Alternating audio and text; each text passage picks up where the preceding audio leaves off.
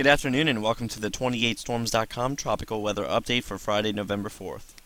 There are growing indications that we may see subtropical development within the next 7 days, but first off, starting with the current look at the visible satellite for much of the Atlantic Basin, there are quite a lot of numerous clouds and convection over the central Atlantic, but upper level wind shear is just too strong for development in that area.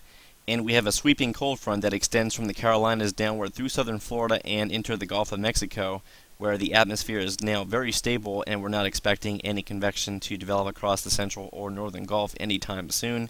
You can see on the latest infrared that none of the frontal activity is producing much in the way of convection except just off the outer banks of North Carolina. Now, all that being said, though, if we go ahead and take a look at the water vapor, this is the mid to upper level disturbance that we were monitoring over the central United States. Here it is coming across South Carolina as of this current hour.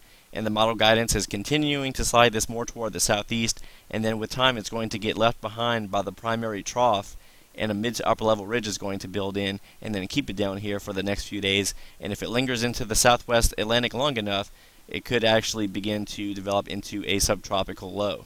This is a better view of the water vapor across the eastern half of North America. Here is the primary trough over eastern Canada and New England. It's going to continue moving northeast, and it's going to leave this upper level low currently moving southeast behind, and it's going to get caught underneath this upper level ridge, and you can kind of make that out here. It's over the central United States at this current time. This is going to move into the western Atlantic, and that upper level low is going to be to the south of that upper level high. And once you get below 30 degrees north latitude, we still have water temperatures that are favorable enough for some tropical development. The 850 millibar CMC forecast shows this area of low pressure sliding southeast and then trying to get its act together before making a turn back toward the northwest, out in advance of a second trough moving across the eastern half of the country.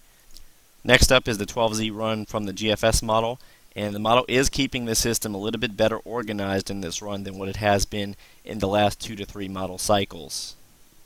And perhaps the most significant model turnaround over the last 24 hours is stemming from the ECMWF. Here's the trough and the associated surface low exiting the Carolinas this morning, and then in 24 and 48 hours the surface low begins to diminish as this trough begins to lift more toward the northeast, but we're still going to have that upper level low directly above it, and that is going to aid in the potential for development despite the somewhat hostile conditions that would otherwise hamper true tropical development. Again, this is somewhat hybrid in nature. And then as we work our way into the early part of next week, this is now Tuesday, this is definitely the signature that you would look for if you thought that subtropical development were a possibility.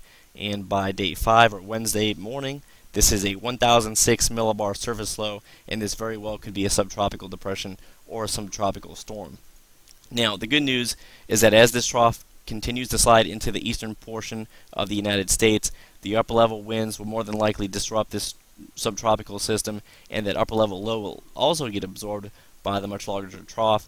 And the most that we can really anticipate from the system as of right now is that it gets caught up and then provides much of the mid-Atlantic and northeast with some additional rainfall around 5 to 7 days from this point.